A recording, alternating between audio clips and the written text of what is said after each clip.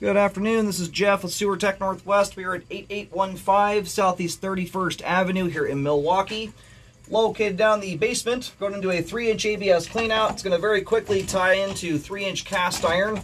We're going to check the overall condition and serviceability of the sanitary sewer line. Water's running, we are zeroed out, and off we go.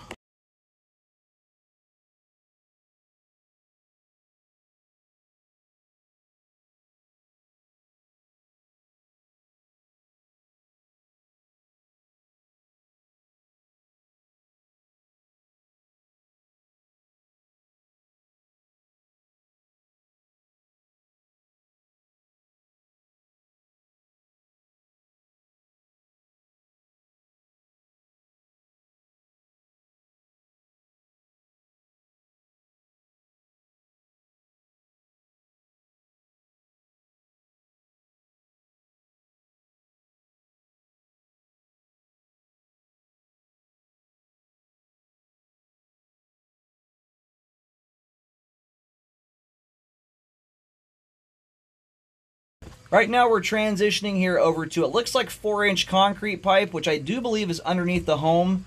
We're going to take a close look at that stuff going in and out. It's not a pipe material that's generally intended to be underneath the home.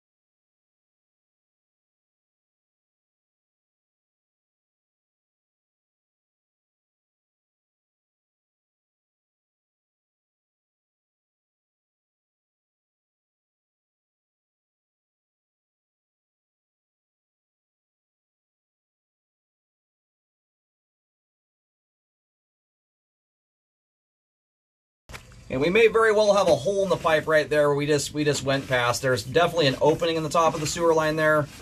Ooh man, you got an offset.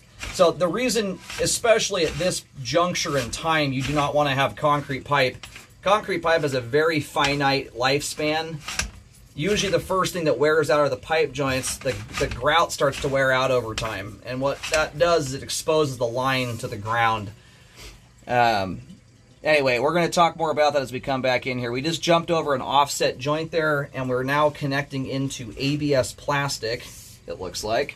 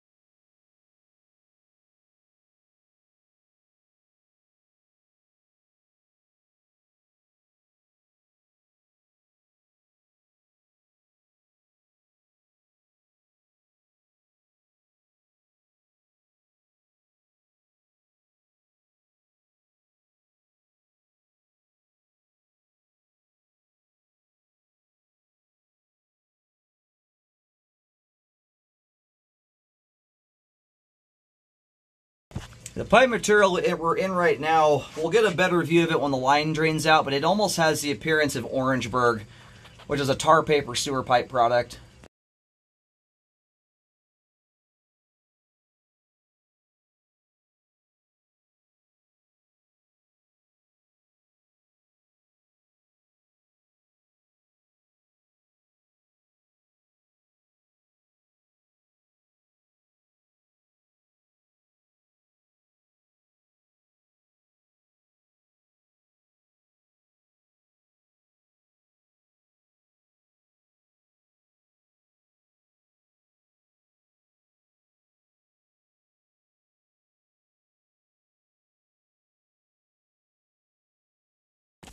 All right, unfortunately, because of the configuration of the line here, the amount of turns we've gone through, I had both the kitchen sink and the bathtub running full bore, putting a lot of water down the line.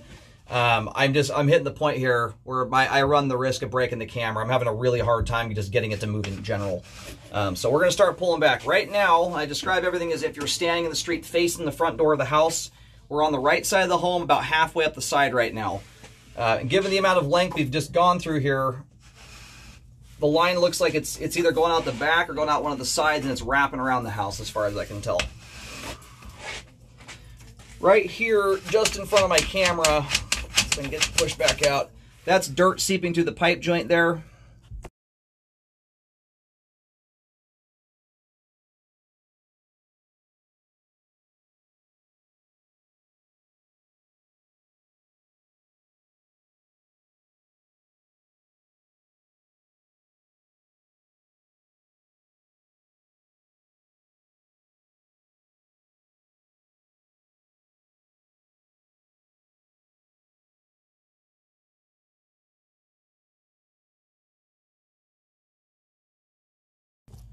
I can also see dirt coming through the top of the pipe just up ahead, almost directly on the top of the pipe, and then on the left side of the screen too, just up about a foot in front of us, also dirt seeping through.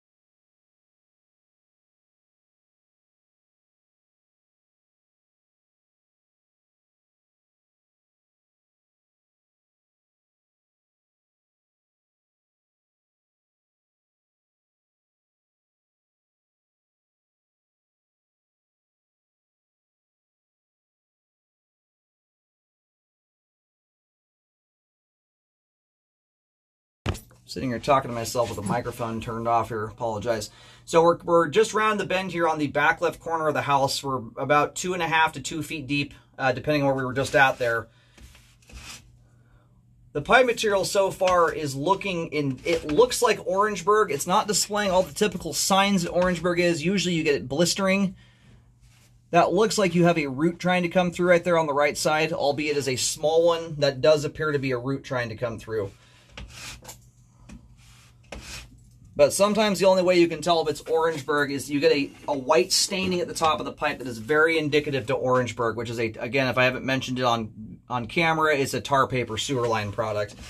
And it was banned, I want to say, sometime in the late 50s, early 60s.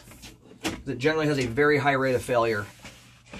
This stuff looks surprisingly good. There you go. There's a little bit of blistering in the flow line there. That little bit of a bump there in the flow line is a blister.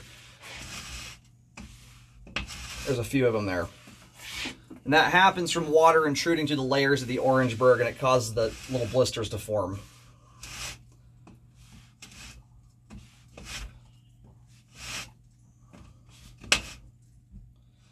We've also got a decent little offset joint here. I'm going to try and locate this. But this is one of those lines with the configuration it has. If you were to update it, what I would recommend doing here is probably abandoning this configuration and straightening the line out so it's not just running all over the place. All right, so right out back, right now there is a grate over the top of it. There's actually a sort of clean out cap. You can actually see my camera cable right through the opening. The hole I was referring to a little while ago right here is where a tie-in comes into the pipe. It's some kind of version of a clean out or something, or they tried to turn it into a ground drain. I'm not sure what the purpose was, but it has a grate over it like it's a ground drain right now.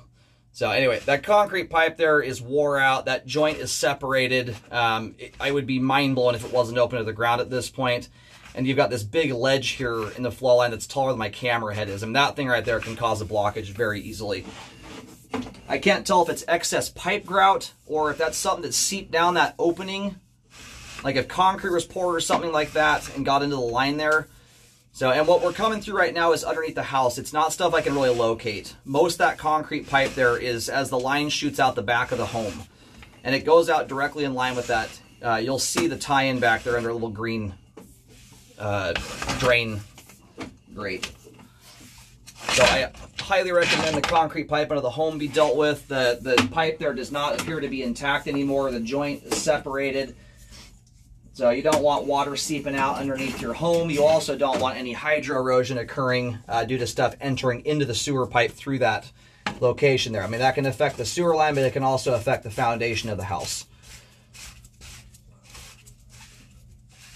All right, we're going to go ahead and move to the outside here. I believe we're going to be able to scope a lot further out from that access point out there. And we're going to go ahead and make a second video here.